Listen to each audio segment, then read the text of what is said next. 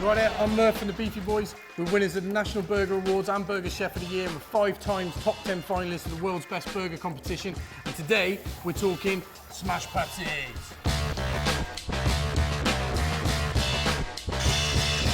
Smash patties. They fast become the most popular patty style in the world. Like, everyone's doing them and they're amazing, so it's obvious why. So smash patties originally come from Ashland, Kentucky, and it was in a diner called Dairy Cheer, where the owner of the diner saw that his staff, when they were making their staff food, they were getting a bean can and using it to put loads and loads of pressure down on their spatula onto the patties and really sear them into the grill.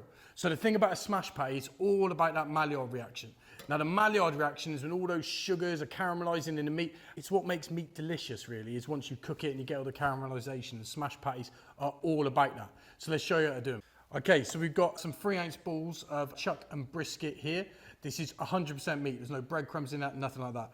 We want to go straight onto the grill. Now we're doing 4 patties in this one because we like a big burger.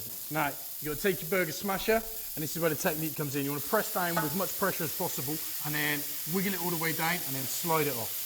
Now for the perfect smash patty, you want it to caramelize. You want to see holes appearing in your patty, because the meat will contract, but the surface of the meat is going to stick and create a beautiful, beautiful crust on that patty as it sears in, and that's where all the flavour is going to be.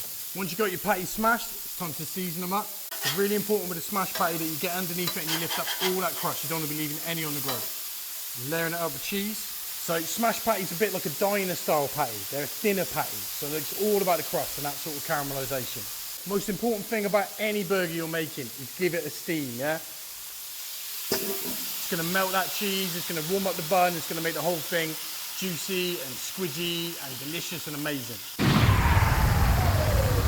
You've got to stack them. So there we go, the ultimate smash patty.